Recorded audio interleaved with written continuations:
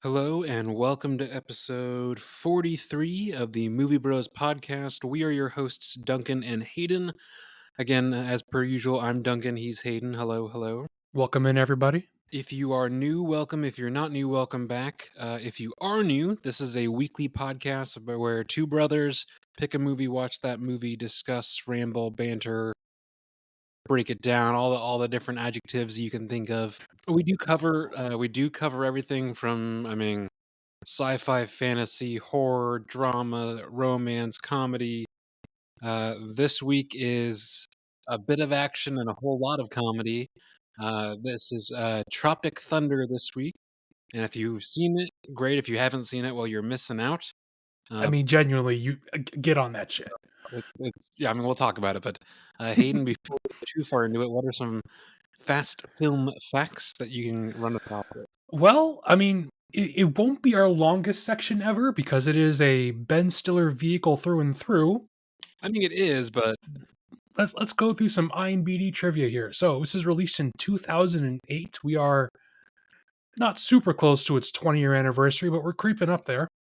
Directed by Ben Stiller, written by Ben Stiller, produced by Ben Stiller, with cinematography in part by Ben Stiller. Only person who is not Ben Stiller on the cast list here is music by Theodore Shapiro and extra cinematography by John Toll. This stars Ben Stiller, Robert Downey Jr., Jack Black, Jay Bouchard, Brandon T. Jackson, Steve Coogan, Danny McBride, Bill Hader, Matthew McConaughey, featuring Tom Cruise and Nick Nolte. And that is all I got.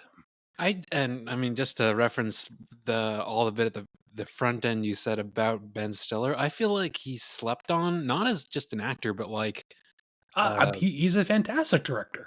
not just, writing. He is one of the main guys behind the phenomenon right now of Severance. He writes and directs almost all of them. It's just Yeah, like and you've seen Walter Mitty, right? oh, I was literally just about to say, I was like, that's one of my. It's maybe It's not a in my top 10 movies, but fantastic movie. that's one of my favorite movies for sure.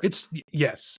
Clearly he's very multi-talented. Not just in the obviously he can do a whole bunch of different things, but he can make good stuff in a whole bunch of different genres. And then I guess my only trivia for this week is that this was nominated for an Oscar for Best Supporting Actor for Robert Downey Jr. and obviously did not win.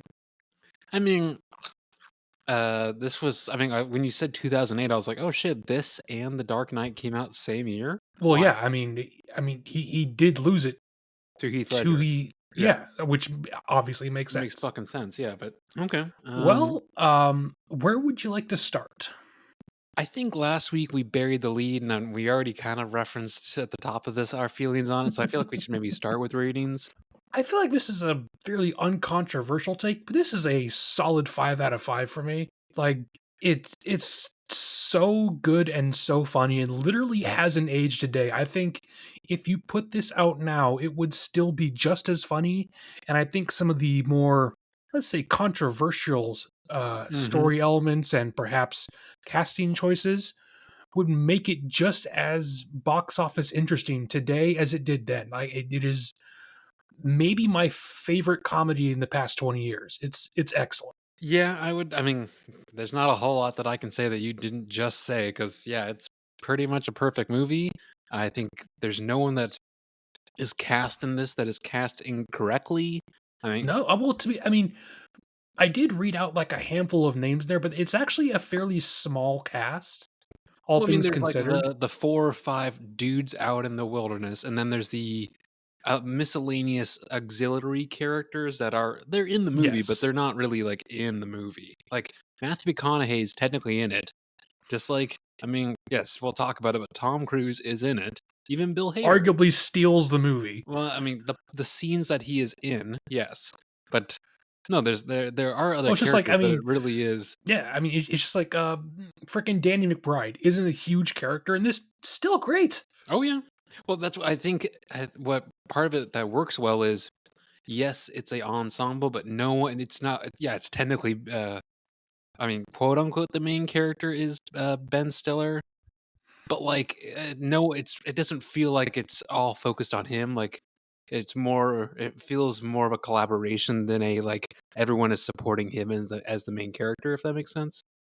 Oh, sure, sure. Well, is there anything else you want to say rating wise before we barrel through some of our just, stream of conscious thoughts we both have written down? Um, Excuse me. I think this is something that it almost is hard to make, and this falls into this category, but I think it's hard to make comedies like this look like have any kind of like amazing cinematography, which this doesn't. I mean, it has pretty good Well, no, cinematography. like, but it's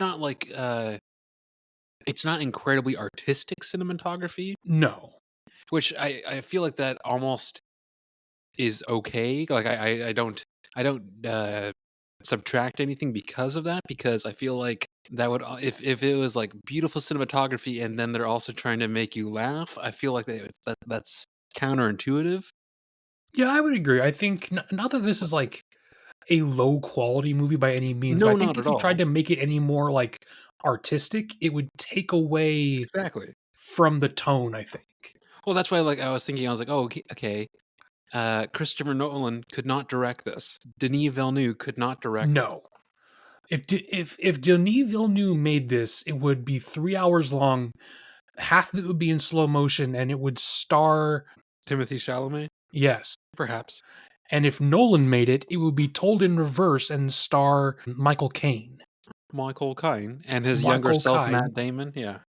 Yeah, let's not even touch the cast of The Odyssey. I mean, every even slightly big name in Hollywood is in that movie. Yeah, well, I mean, hey, we can go on that ramble if we want to go on that ramble. I'm fine with that. We'll see how long of a ramble we actually have about Tropic Thunder, despite what we just said about it being a perfect comedy. I mean, I mean, most of my notes are just like, ah, I love this little bit. Oh, I love this little bit. Yeah, I mean, yeah, pretty much. Well, like literally off like the. So what I like about this, I mean, lots of it I like, but the start of the movie is just trailers for movies That's or what I music have videos, written down. which A is fantastic, but B, it tells you exactly who all the main characters are without Hmm. having to be like, "Oh, this," like, it's an interesting like, it's not something that I've really seen anywhere else do. Well, to be fair, this is a fairly unique concept where it's a movie about fake actors. Mhm. So I don't know how else you would do that, but it is a unique opening. In the opening, though, they give the name of the energy drink and like the candy bar that that one rapper guy is selling. You mean Al Would you Pacino? try? Yes, yes, Al Pacino. Would you try the Busta Nut or the Booty Sweat drink? See, maybe Booty Sweat, but, like, literally, I wrote down "Bust a Nut Bar," like, would this get made today? Would I mean, I That don't is know, not there's what I would be on the chopping block for. Would this get made today? oh, no, maybe not, but I do love the whole, the Scorcher bit. Oh, That fantastic. fuck. I mean, there is a lot in this that makes you crack up every time.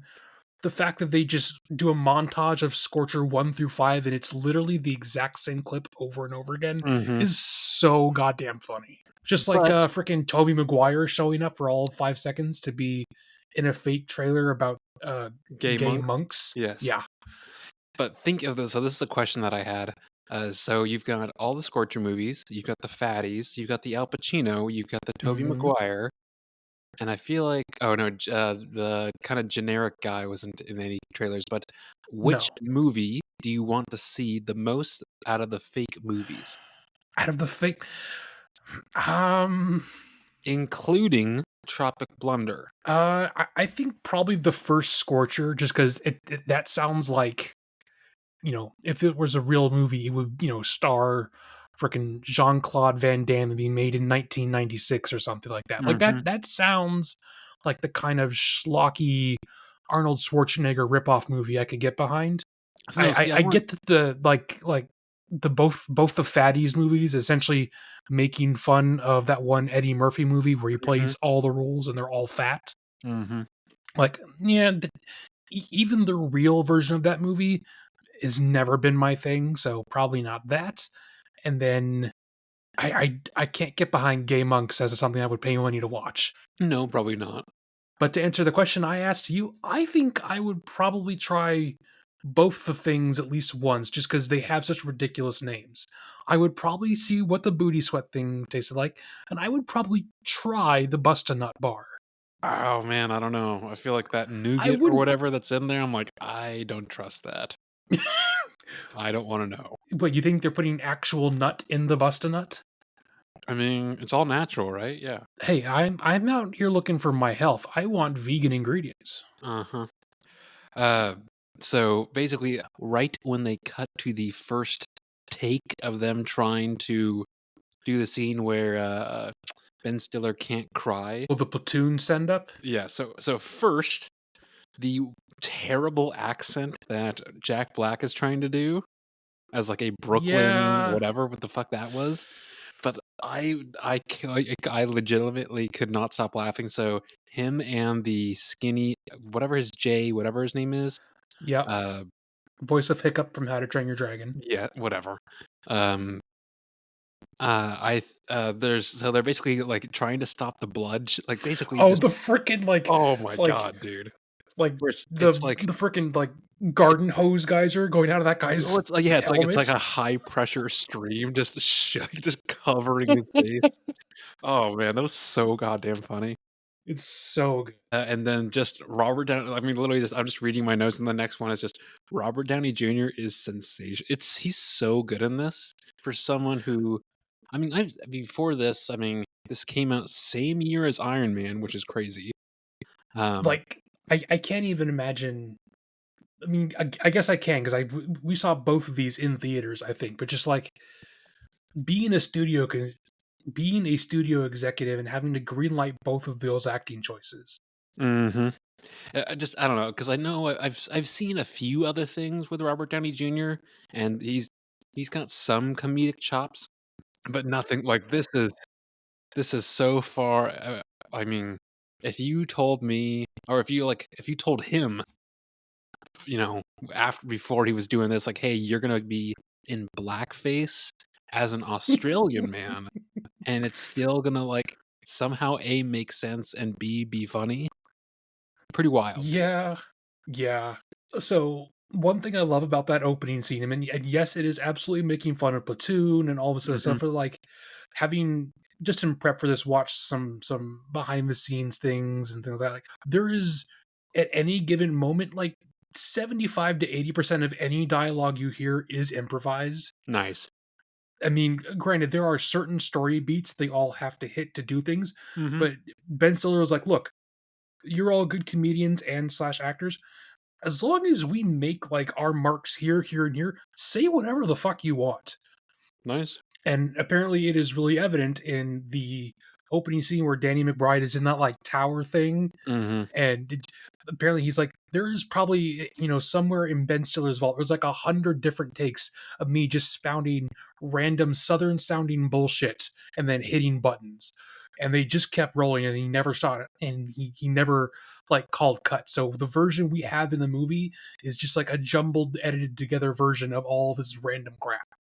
Well, I mean, literally my next note on on my Word doc is just Danny McBride because I don't know, I Plays the feel like same character and everything, but it's always funny. well, he it is, but, like, I feel like maybe the one of the first things I saw him in was, like, God, I don't know, actually, now that I'm trying to think back, I'm like, "What was Probably Talladega Nights. is that him? I thought that was John C. Reilly." They're both in it, but they're obviously doing different roles. Really? Yeah, Hold on, I'm looking him up. I think so. Superbad, Tropic Thunder, Maybe uh Eastbound and Down, if you've ever seen that. I think actually the first thing I saw him in was Fanboys. Oh shit, you're right. He Yeah. was, like, the security guard for Lucas. Mhm. Hmm, I'm just looking through his filmography, and there's some oh, he played one of the Beastie Boys in one of their music videos where, like, they go to the future, and it's, him and, like, Elijah Wood. Really? It's called Fight for Your Right Revisited, yeah. Him, Elijah Wood, Seth Rogen, uh, and Steve Buscemi's in it, Rainn Wilson, Adam Scott, Will Arnett, Rashida Jones, Stanley Tucci. It's like 30. Yeah, I don't know why I remember that, but yeah. So, speaking of things that probably could not be made or could be made now, the whole Simple Jack, I mean, It is hard to look at this and go, okay, which do you think would be more culturally inappropriate? Robert Downey Jr. in blackface, or having like 60 to 70% of the plot revolve around the fact that the Ben Stiller character made an entire movie where he would act retarded and made like just horribly insensitive, like mentally challenged jokes. well, I think it only works even back then. I think it only works because of that, like, basically that conversation between um Ben Stiller and Robert Downey Jr. about, the whole quote unquote never go full retard, like, with specific references to other movies. If they didn't That's have still that such and a they just, funny fucking scene. which I don't know, it's fucking hilarious, dude. But like, no, if they didn't have even just that conversation, I don't think it would have worked. Yeah. So I guess the next thing I have written down is just frickin' Maria Menounos showing up as a reporter. I And now thought we about that too. I can't didn't get write it away with down, but her. In I did every see single that. movie I go, I have to see her spray tanned face talking to me and trying to sell me on her podcast. Which is, I guess, I didn't realize she'd been around. For some reason, I thought she was not like, in the last couple of years, but I feel like, I mean, this was 2008. I feel like I didn't realize she was a person back, like a person of like, Well, I she don't know, probably the, wasn't back then. well, I don't know. Yeah, maybe she was I just, mean, obviously she was still an actress, but she wasn't like the countrywide annoyance that she is now. sure. I mean, if you put her next to, what's her name? Oh, Nicole Kidman walking Thank into you. Yes. AMC. Yes. That's But a in there, hard. Which one's worse? yeah, I don't know. I think it's Maria I don't know. Menounos, like, weird laugh that she does. Oh, it sounds like a goat. Yes, Yes. you know what I'm talking about. Yeah. Yes. Yes, that exact Or one. like freaking Peter Griffin or something. Mhm. Matthew McConaughey, just I think, most of my notes are just random people jumping in and out of this movie, but and the I whole mean, TiVo bit. freaking Bill Hader. Well, Bill Hader's, I mean, he's in it, I mean, of the, like, name, quote, unquote, "actors," I think he's in it the least. Like, it is funny though. No, but just and again, not a major plot point, but enough where it's in it, the story throughout the movie is just TiVo, which again, this is 2008, but, like, was such a, like, not a phenomenon, but, like, it was such a desired thing that an actor had to, like, have that part of his Sure. contract, and now I can't even, I mean, I mean, what would you replace it with now? Maybe like Amazon Prime or Netflix. yeah, I mean, I think probably Netflix was the first one to really kill But that even kinda, I mean, so, like, I don't think it would make as much sense because TiVo was like a physical thing. I mean, it had to be a physical thing so it could block that RPG that the kid shot, but Yes, but like, I don't know. When you start paying for Netflix, you don't get a Netflix subscription box that you plug into your TV. So I don't know if that would work these days. not as much, no. Uh, the next bit I have is just Tom Cruise is also amazing in this, like, Jesus Christ. And it's so much better knowing that this is essentially based entirely off Harvey Weinstein. Which, again, makes sense. But just the fact that he has like fat hands and has a bad like hairpiece glued to his chest at all times. It's just everything about that character is hilarious. I also love Steve Coogan just showing up for like 5 minutes of screen time and still being great. Like his whole monologue to them right before he steps on the landmine is really good. That's actually very impressive if they did that all in one go. I feel like I thought I had written that down, but yes, I literally thought, I was like, "Oh, as, like, a motivational speech, Yeah. not the worst thing, actually."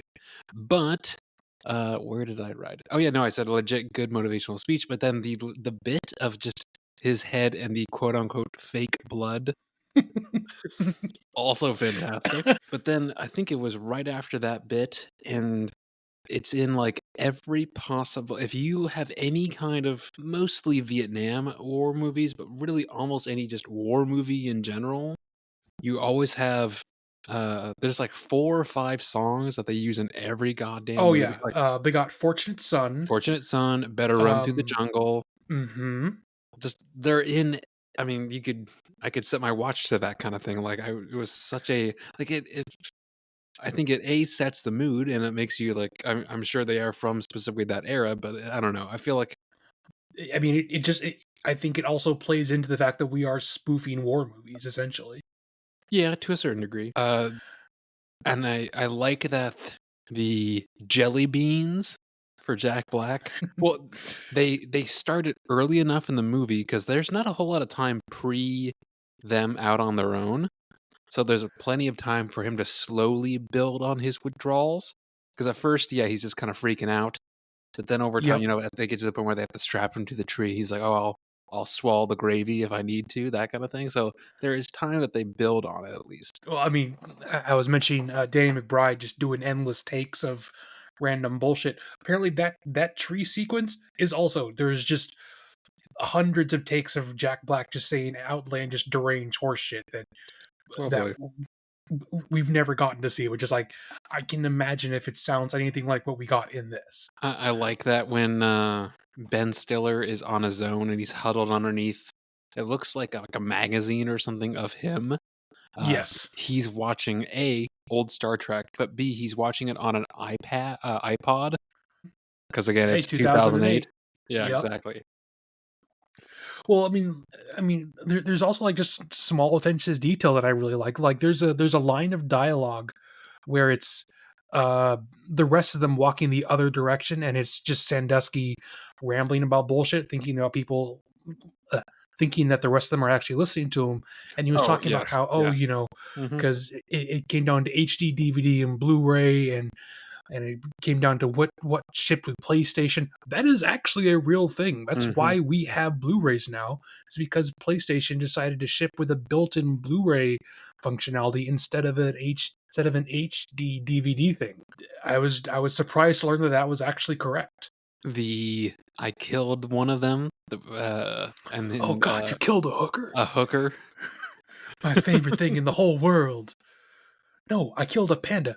Oh, you Amanda, you know that's not her real name. I also love how they don't even attempt to make the panda head look realistic at all. Like Oh, it's not got at all. I mean, having just been from the state fair in my area, it looks like they just grabbed a stuffed animal head and put it on his head. Like that, I love that there's no even trying to fudge the fact that it's not real. Although I did quickly Google and be like, are there actually any pandas in Vietnam? And that's a hard no, there are not. But it is still funny. Maybe maybe the most iconic bit of the movie.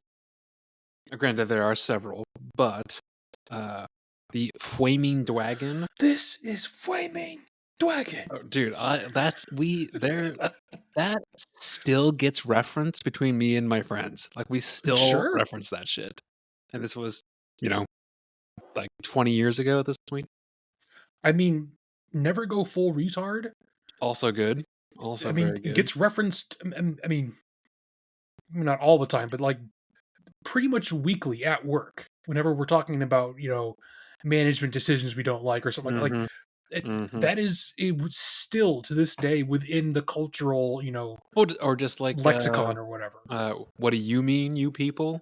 Oh, uh, I mean, something I've written down here is that if I had the time to pause and write down every single, just like solid gold comedy line in this whole movie, I would pretty much just print out the script. Mhm. Well, all the weird little, like, isms that Robert Downey Jr. just rambles and mumbles off as he's pretending to Yep. be a black man.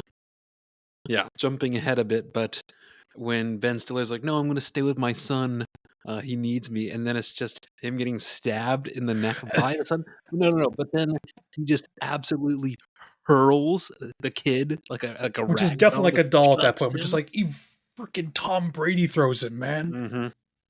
Yeah, fantastic. But I also love that basically that ending scene is more or less shot for shot the beginning scene, and they actually I mean, it's real life and it's not for the movie, but at least you can actually cry and he's actually Oh still yeah. got hands. Yeah, it's good. I like it. I mean, on the other side of that, I love how every single character goes through the wait, you've actually got hands when they talk to Oh, the yeah. freaking Yes. Nick Nolte character towards the end of the movie, and every one of them just it's just both shock and then anger. Like, wait, you motherfucker, you got hands? Mhm. I mean, also the blowing up of the bridge is cool, but also like that's a really impressive stunt because clearly he actually had to build the full size bridge. So they were literally blowing up a 20-foot tall thing, and I don't know. I think if you did that now, that would be blue or green screened, but you actually have Ben Stiller running behind, or sorry, running in front of the explosion. They don't make them like they used to, yeah, I get that. I mean, unironically, no, they don't. I can't think of a recent comedy. I mean, granted, this is really high bars to hit, but I can't think of a recent comedy that's even been close to been this funny. Not real I mean, also, I feel like, not like this specifically, but these I don't know if like, it's just not the I don't wanna say it's the era of comedies, but it's just it's not something that is at the forefront of, I feel like, the Well, industry, no, I like, mean, comedies are still because being made, but it's not like, "Oh, that is what people no, are really looking for." well, I mean, seeing as this was released in 2008, it became the era of the superhero. Literally that year, yeah. So if this is, I mean, no pun intended, the last chopper out of Nam, it's a pretty good note to end on that era. Agreed, agreed. 'Cause, like, I feel like before that, that was also the era of, like, Step Brothers, Superbad, I was about to mention that, uh, yeah. the other guys, that kind of Semi-Pro. yeah, Semi-Pro, all I feel like that was the era of, like, uh, Oh, what's the one with Seth Will Rogen Ferrell, and, Pineapple Express. that's what I was thinking of. Never seen it. Again, uh, um, it is certainly an early 2000s comedy, but it became a thing for a reason. It is very funny. I would put I mean, again, it's definitely not on the same I mean, it's I would say it's close, but it's definitely not the same as the first Zombieland.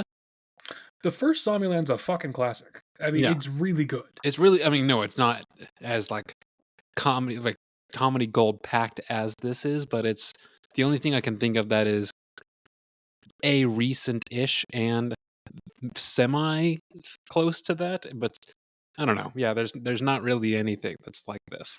Well, the first Zombieland was probably out around that time because it was made as a spoof of, the zombie craze that was, active around the first couple seasons of The Walking Dead. I looked it up, Zombieland number 1, 2009, so yeah, pretty much Yeah. the exact same time. Which, yeah, man, that first one, I literally just looked at a still and I was like, "Man, this was so funny." I mean, hey, we could watch it. We've got so much to get through, I don't know. We do. So jumping back and forth between my last couple things that I've written down Mhm. here, the little kid leader is such a scene stealer. Like he is so good in all of his stuff. Even if he just yells every line, he is so funny in this. Well, Um, there's not anyone that really is not not funny. I would not wanna say captivating, but there's not really anyone that is a mid performance, like, That's Jack fair. I mean, I would say of it, maybe Al Pacino is I lesser, was but thinking that, but just because I don't think he has as many jokes. mhm. Well, yeah, he doesn't have as much to do with it. Yeah. Although there is a very funny bit where when they're like surveilling the camp, and it's him and Robert Downey Robert Jr. Downey Yeah. Jr. like peering over the rock, and it's the whole like, why are you doing this? Well, I don't know. I know you don't know. Well, I'm confused. I know you're confused, and you're still doing it. I am. I don't know.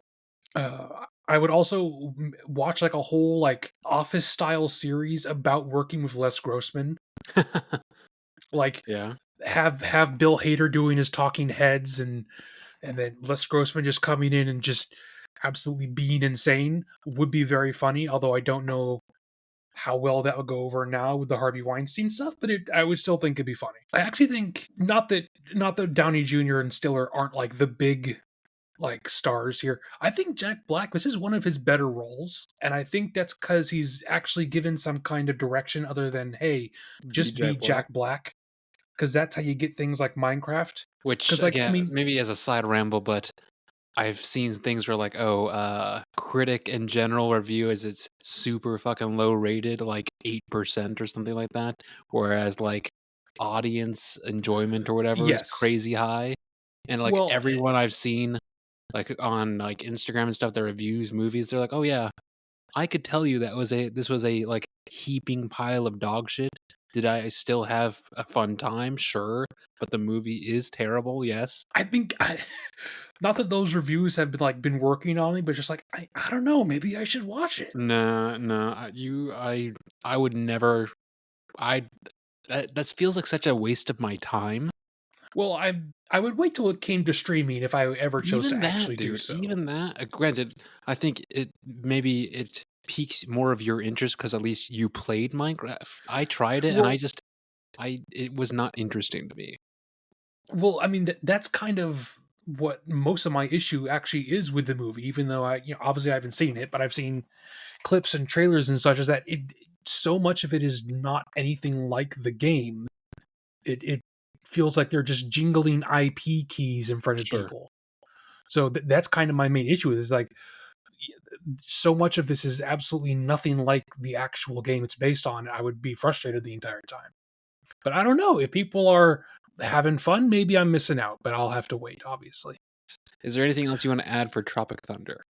I mean, my last two lines here is I think the only like huge leap of logic that you have to like accept is that somehow Matthew McConaughey is able to show up in the jungle just in time to throw that TiVo into the air. Like, Mm-hmm. yeah, it's funny, but also like, one, how does he get there? How does he Mm-hmm. know where they're at? How Mm-hmm. does he navigate through the jungle? Mm-hmm. And then how does he get out alive? No, I agree. Yeah, it doesn't make a whole lot of sense. I, I, I mean, the moment is funny, but it doesn't make any sense. And then I do think it's funny that when they're at the quote unquote Oscars at the end, they pan to the crowd and you can see John uh, Voight. John Voight, Al Pacino there with his best Oh, friend uh-huh. Lance, Lance. and Don't you mean Jay Nance? Bashar's character is on a date there with Jennifer Love Hewitt, who was a big deal in 2008. Is that who that was? I didn't recognize her.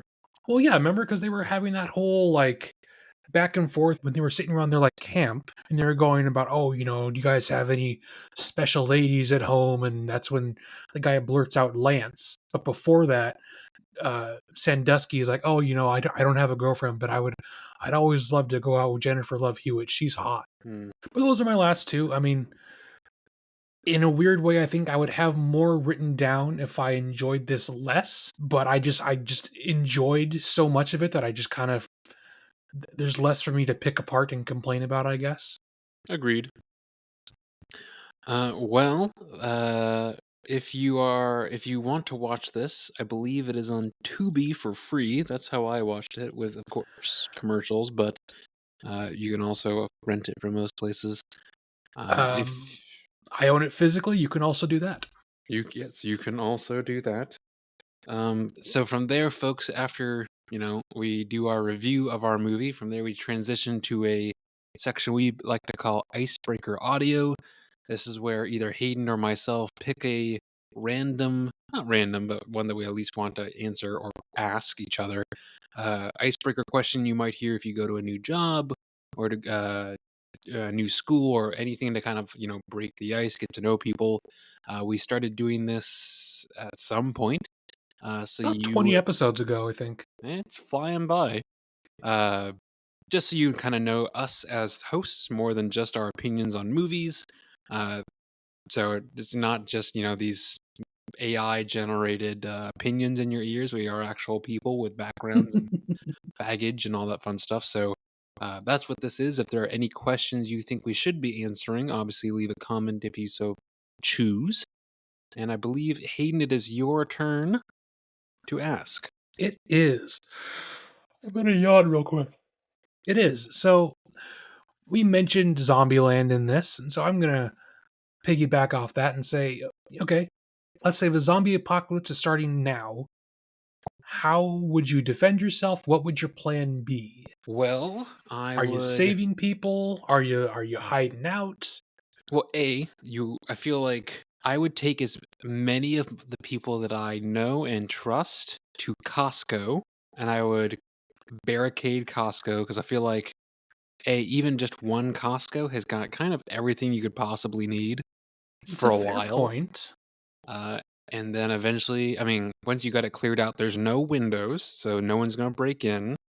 It's really just big, like garage style doors at the front and probably the back where they load and unload.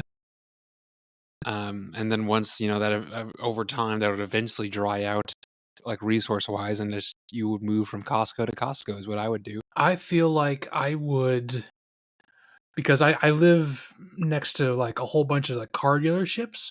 I would go down and steal slash liberate a like a big, Like a like a sprinter camper van. trailer kind of Okay, thing, okay, and I would drive out to someplace like Eastern Washington, or you know, middle of the nowhere where there's not going to be a whole lot of people, and I would just kind of set up like a farming area. I would I think that is probably less safe than the Costco, but I would worry about having to constantly check everything to make sure it hasn't gone bad. I would probably sure. get tired of living off of like potato chips and Coke. So So they I would Costco's opt got for way more like, than that shit. I'm just well, saying. I know. I'm just saying, like, those are all like your non-perishables. Like, you can only live out of cans so much.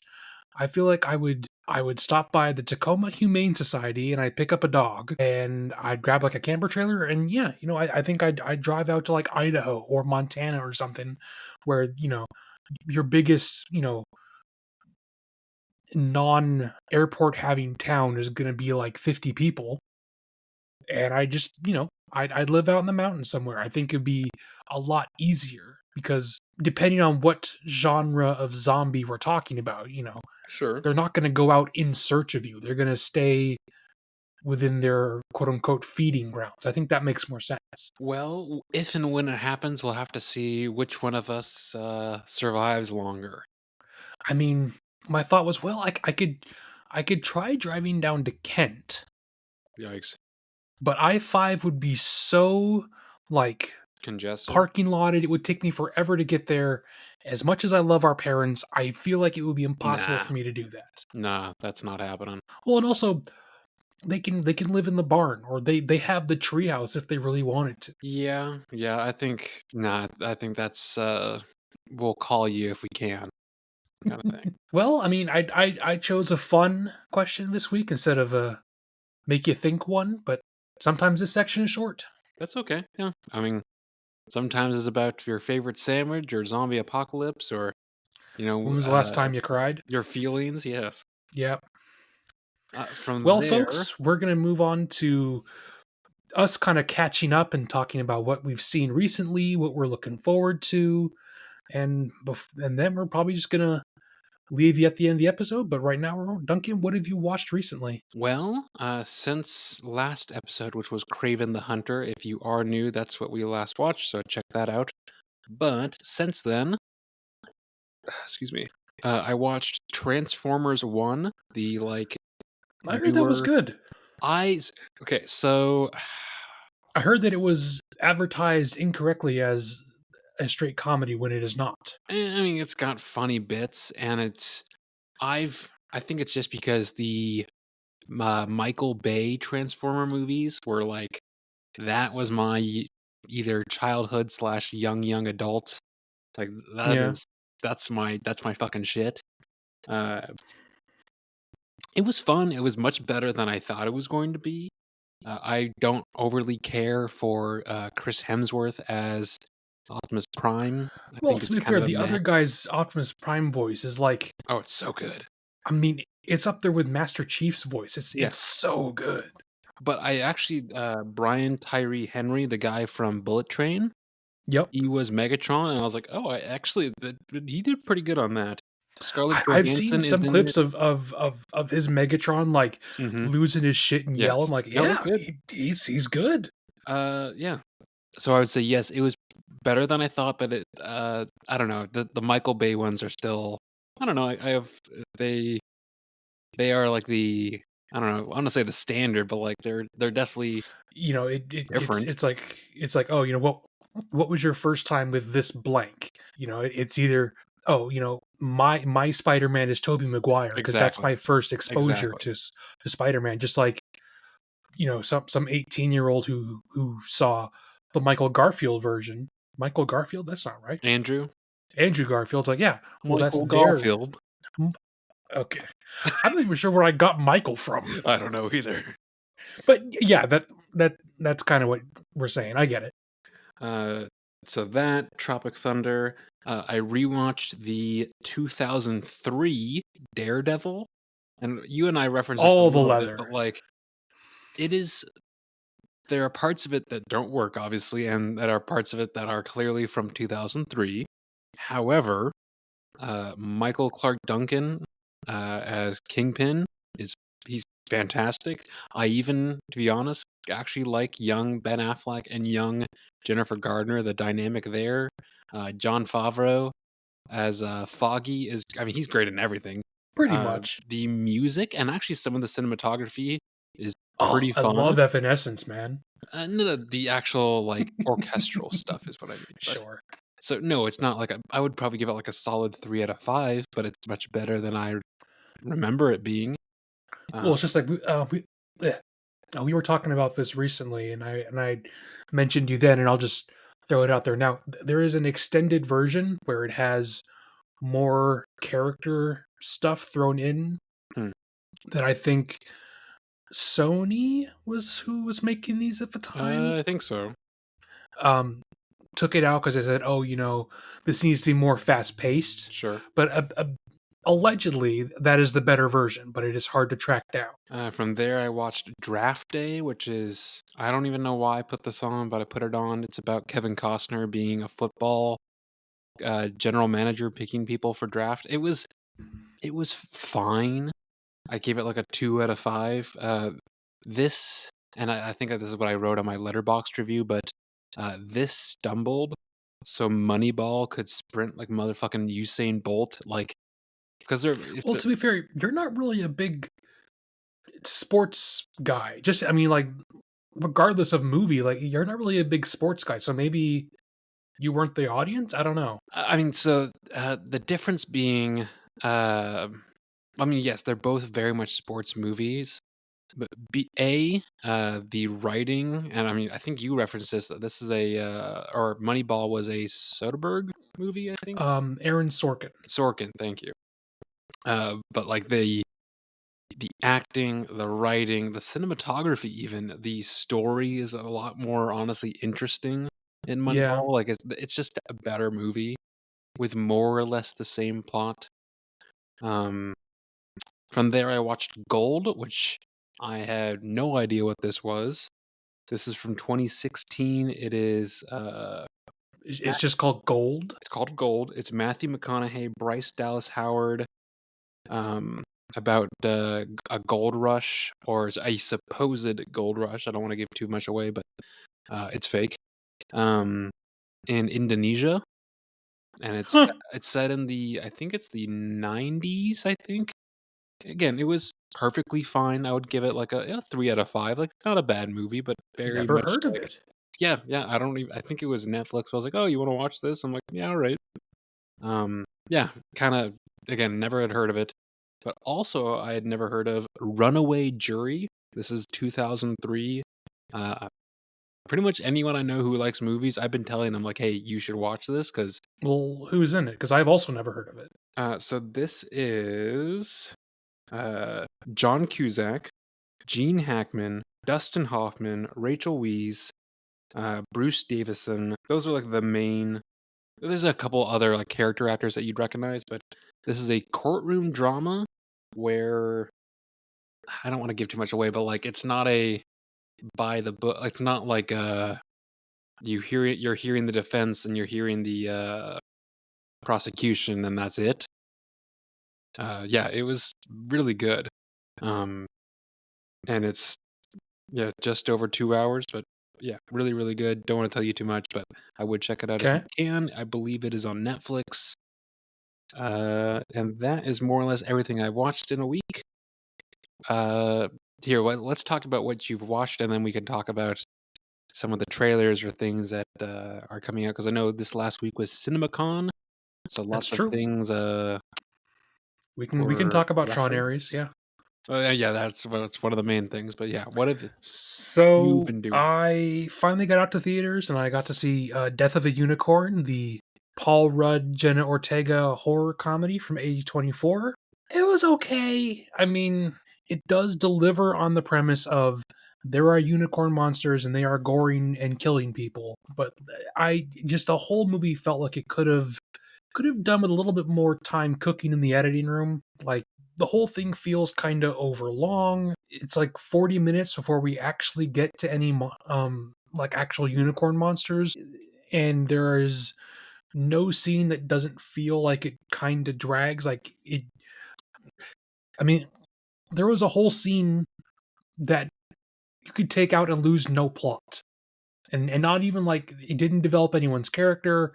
It was just Paul Rudd standing there making awkward small talk with the rich kid sitting in a hot tub. It was completely useless. And Well, I'm glad I didn't pay money to see it. Okay, well, I mean, I didn't either. The parents did, so I can't complain too bad. And as I say, like it was fine. I just it felt like it's like a solid 3 out of 5. Like it delivered on the thing that you actually wanted to see, sure, but it didn't feel like it was as well executed that most A24 horror stuff usually is. I mean, even the horror comedy stuff is usually done with a little bit more focus, I guess, and this just didn't feel that way, but hmm, couldn't complain. It was free. I sure, got to see people ripped in half by a giant like jagged horn stuff, so it was okay. okay, Um Other than that, I've been watching some Frieren, which is anime, so I don't think you care, which is fine.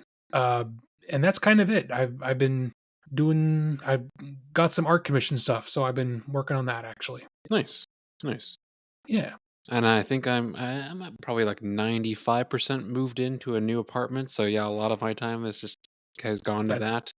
yeah, Like I squeezing was in house down there stuff. to help you carry a couch and some Uh-huh. stuff. Yep. Well, not your couch, but your bed frame and things like that. Which literally the first night I immediately broke the frame. Oh no, Yeah. So that I mean my the to sex do was just list. that good, huh? Anyway, yeah, yeah. Okay. Either way, so that's what we watched recently. Well, And let's talk about CinemaCon then. if you don't know, CinemaCon is a once a year con, a convention. It's usually held It, in Las Vegas. This is where it's like Comic Con, but yeah, for it's like movies Comic Con, but essentially. just movies, pretty much. So, I did once look like, okay, well, how much are tickets for this? And then I completely forgot to actually follow up on it because it might be fun one year. I don't know, I would go 1 year. Like my boss, I mean, because again, I work at a theater, he gets obviously a lot more special treatment. Like he showed me pictures where he was like, oh, at specific like after parties, and he was like, oh yeah, I was like sitting across the table, like the booth next to us had Halle Berry in it, That's that kind of thing, cool. which was super cool. But like, no, I would go, but um, I have a list more or less of what was announced if we want to reference or react. Uh, Sure, sure. Well, I Lilo mean, and I think the big one that we're both going to talk about, but oh, sure. yes, so Lilo and Stitch, a new clip was shown. It opens in May. I don't Eh, really care. I know that like the original is like the millennial movie and that everyone my age is supposed to love it. It never struck that kind of a chord with me, and as such, I don't really care about this one. Yeah, I think it was either after or before me or whatever, but yeah, I just never. Maybe it was just our family, like we just didn't get into it. I Well, don't know. I remember watching it, but just like I don't know, I never got the hype around it that like everyone you know who grew up in the '90s seems to have. From there, they talked about Freakier Friday, which I remember the first one being fun, but like, who's Again, asking for this? right? Like, I mean, this might be a bit of a jump ahead. Like, I think also they announced. they're making a third Angry Birds movie. Who is watching this? Mhm. Who is like, you know what I want? I want an Angry Birds movie. And then when that one was bad, they're like, you know what? I want another one. And then when that one was worse, they're like, you know what? Let's make a third one. Who is the audience for this? Well, I saw a reference where, I think they've more or less confirmed that they're doing the Young Avengers for Marvel. Again, who is asking for this? And I literally saw one, like, a review guy, he's like, "Dude, no literally no one is looking for this." Like, maybe I mean, those movies are already centered more or less for young adults, so you don't need to Yeah. make a specific young adult movie. All of them are young Or adult movies. or just release it for streaming or something. Because Yeah. like Disney right now cannot afford to lose more money.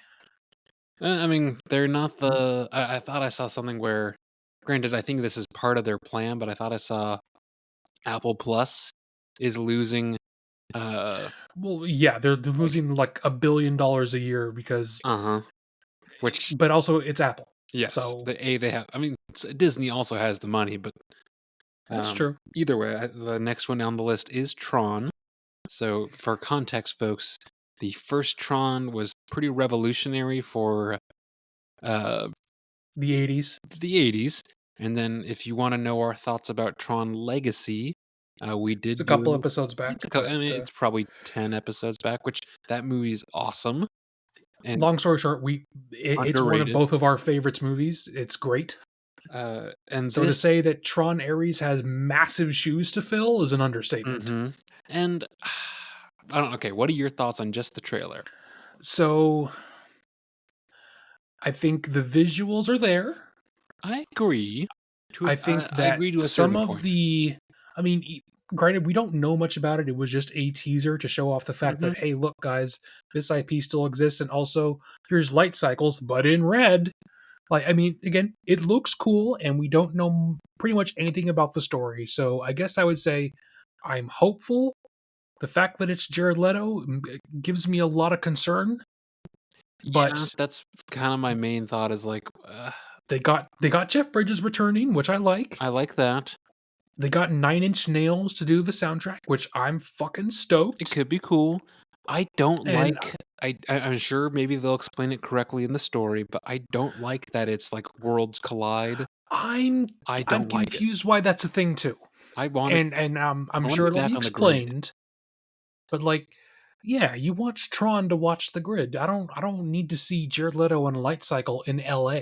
Yeah, that's the thing, I'm like, maybe if it makes sense, sure, but like, I don't know. I was kind of thinking about this a couple days ago just to myself, like, okay, we're getting Nine Inch Nails known for making more edgier, darker like techno stuff, and then we're having all red, and we're getting Jared Leto, who usually plays villains. Maybe we're seeing this from the perspective of the bad guys, and we're getting Mm, like a true like Finn in the first Force Awakens movie kind of a thing, where it's someone realizing they're working for the villain and then or like switching to the a, resistance. what's his name? Prince Zuko vibes? Yeah, like I mean, that would still be weird, and I don't know why we'd have to be in the real world to tell that story, but I could be on board with that. Either way, we'll see. Yeah, again, I am more interested than not, but I'm not like, "Oh, shit, I have to see that." Cautiously optimistic. Yes, maybe that's a good way. The next one, apparently I mean, I didn't know this, but apparently they, showed a first look at, Predator Badlands, which Yes, I didn't know they did that, but also, I'm pretty interested because the guy who did that also did Prey, and Prey was really good. I fucking loved Prey. Prey was great. If you don't know, folks, the original Predator, yeah, with Arnold Schwarzenegger, and they've made a couple offshoots since then. But then Prey was like almost like a not a prequel, but like No, I set mean, it definitely is. set in like uh, Colonial America. is that okay? I was like I couldn't figure out really. It's been a while since I've seen it, but where the predators are a little more not. I mean, they're still advanced, but they're not as advanced. And it's shown from the perspective of a Native American tribe having to deal with them, which is Hmm. which is an interesting idea. Yeah, yeah. Either way, I liked it a lot. So I'm again. I would I say I'm not as sold on the Badlands concept, as far as we know it now, as I am about those ones. We'll see. Do, do you know what direction they're taking the plot? No. Um, Predator is not the villain in here. It's Predator being hunted by someone else, and a human captive decides to help him. Oh. Which could be interesting. I don't know, but Uh, there's there's a certain formula to Predator stuff, and this is not it. well, what I like is, yeah, he's the, like, ultimate enemy, and it's really about, like, the not human, like, condition to Well, survive, yeah, and that's really, I mean, that's what worked well in Predator, and Predators, Predators, yeah. and Prey, yeah, which, yeah, it's Unfortunately, also Predator 2 also exists. which is, or just, like, The Predator exists, and that's horrendous. I never saw it, but I didn't hear a It's single good thing about it's it, really not good. which is disappointing because I like Shane Black and I like the actor they have in there. From there, let's see, they did some stuff about Thunderbolts, which Still not sold on. we have referenced this before, but I feel very mixed. Like, I'm not. I I would don't know. love it to be good, I would, yeah, I would love it to be but good, but every reaction I have to, regardless what the trailer is, gives me pause of like, something feels off. It doesn't feel like I'm excited for this. well, again, it doesn't feel dark enough. It feels like there's still too many jokes. And that is a Marvel problem. Like, really, the only thing that interests me in it is Sentry. Nothing Yes. else really catches my eye. But I doubt Marvel will have the spine, if you will, to actually make Sentry the dark character he pretty hmm much is. I mean, he's got some problems. Sure, but also like I know part of the whole marketing about that movie is that, oh, look, it's a bunch of people with no powers. Like, you're gonna have to do some really cringy power of friendship kind of bullshit to save Potentially, the yes, world and this yes. to have it make any kind of sense. Because like even in the short trailer, even if you know nothing about Sentry, he's pointing at people and they turn into like ashen shadows on the ground. He's Yeah. he's basically a demigod. Which in the story, I mean, in the comics, he pretty much was. Yeah. Like the fuck is Black Widow gonna do? Oh, I'm gonna punch him. Okay, and So that's Thunderbolts. um, apparently, they showed some more stuff for The Amateur, which is actually the movie that we're playing at my job right now, really, and it looks fine. it looks incredibly mid to me. I have no interest in seeing it. Like, No. Remy Malek is very hit or miss for me. There's some things that I actually really like him in, and some things that I think he's great as a dramatic actor. I can't picture him as Jason Bourne. well, yeah, that's their whole thing is him trying to be. Yeah, I don't know. They also apparently did a first look, which I don't think it's out to the public yet, but for Project Hail Mary, which is Ryan Gosling, which uh, Never heard of it. it's based on a book, and I have become, I don't know what my algorithm is doing, but I don't know. So my phone has definitely obviously been listening to me because I've been talking about books a lot with my coworkers, and people are suggesting books back and forth. So I'm getting more and more Instagram reels of just like, hey, here's some books that you like. Oh, like, and it is pretty consistently like, hey, Project Hail Mary is really good. So it's promising that at least the source material that they're using for the movie is supposed to be very good. I don't know about your thoughts, Do but we I have any idea what the generally plot is? so I believe it is the sun is dying, and then Ryan Gosling plays this like guy who figures out how he might be able to save the sun from dying, and him having to quickly train to be an astronaut and fly out and fix it. I think Huh. So it's uh, so it's Armageddon.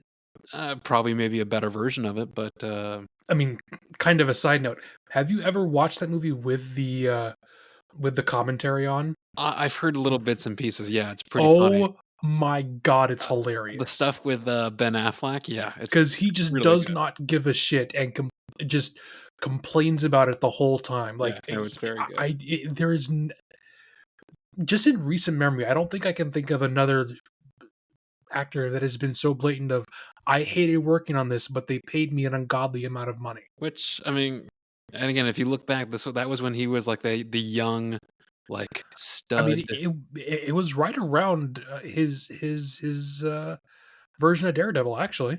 Yeah, yeah, it was probably within the like 2 or 3 years of it, yeah.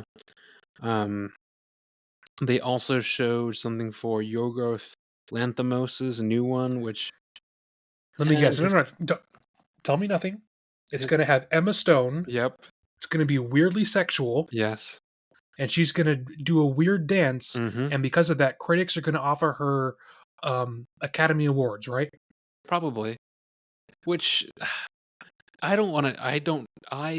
an actress, I actually like Emma Stone a lot. I I do think too. I wish she had a better agent. I mean, again, she has done movies that are really good, and she's done things that I just maybe I don't understand, or I don't know. But yeah, not usually my first choice.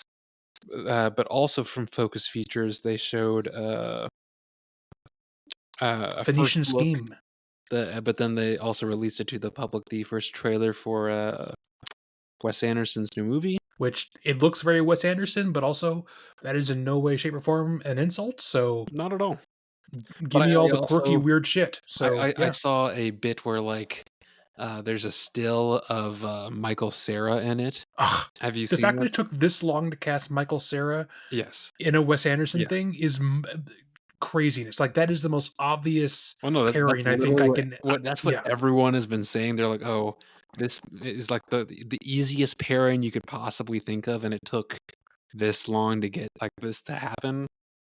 yeah. Wild. Oh, before I forget, this is not part of CinemaCon, but I sent this to you and you referenced it. But so there's a movie called Sacramento that looks, oh, it looks vaguely interesting because Yeah, it basically looks like sort of Americanized a real pain, and it does basically just look like a real pain. But what if it was in California?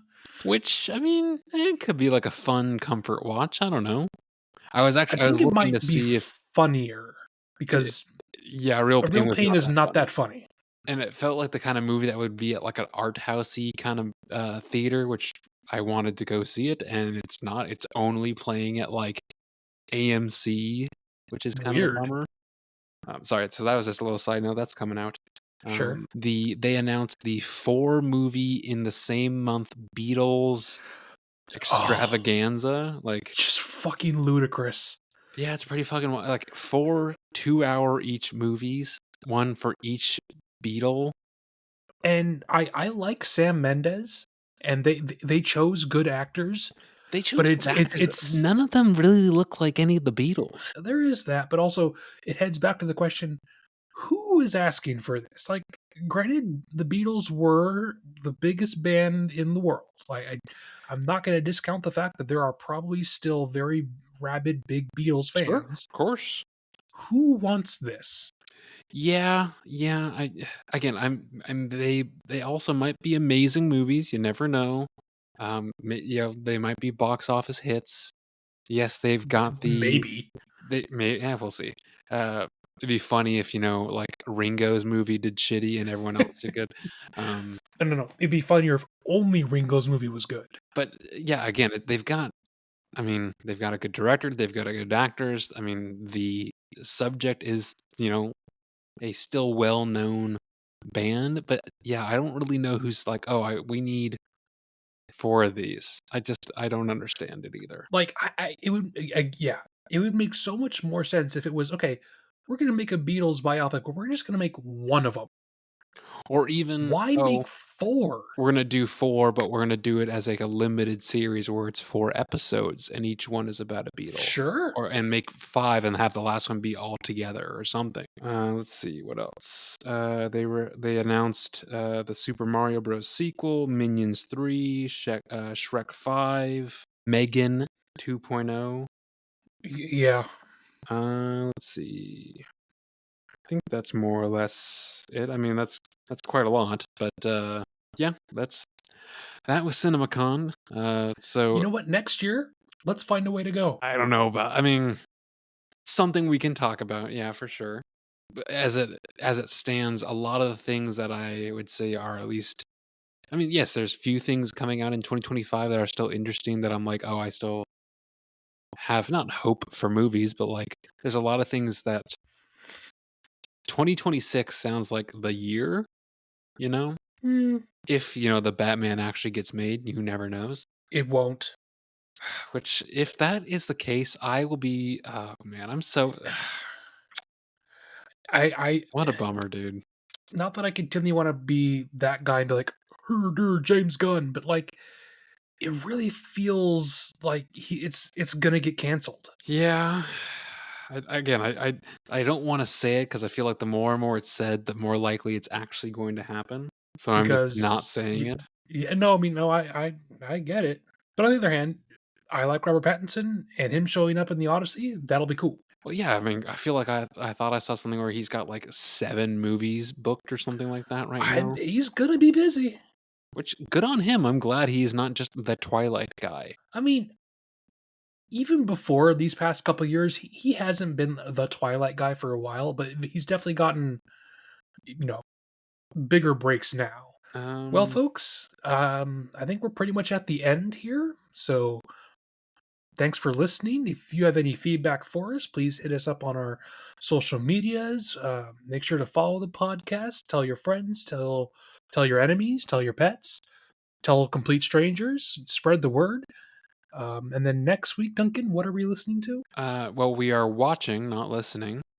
We are watching Who Framed so for Next, reference, next week is Easter. And so we try to do one movie a month or one like episode a month for a holiday. And this one also lands on our normal release date. So we're just gonna do not 2 episodes, we'll just do one on the normal day, but it'll be a special feature. So this is Who Framed Roger Rabbit and or uh, Wallace and Gromit: Curse of the Were Rabbit. So both. So one of them you said was on Disney Plus, which is Who Framed Roger Rabbit. Curse of the Were Rabbit, I'm sure you can find somewhere. So that's what we're it's watching. definitely rentable, but we're gonna borrow the physical copies we have. I think. Yep.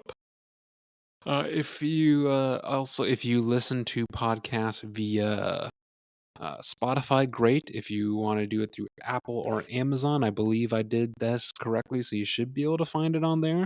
It is also on YouTube. So it'll just show like the podcast cover, but you can still listen to it if that's how you listen to podcasts. Because I know more and more people are using YouTube for music and things like that because Spotify is redoing their pricing. Yep. That's something just to put that out there. Otherwise, this has been episode 43, which I know it seems like forever ago, but we were talking about Tropic Thunder, and that was our zombie answers. That was what we watched, and that was what's coming out next. Anything else to add, Hayden, before we skedaddle? Nope. I think we can start skedaddling. All right, see you all next week.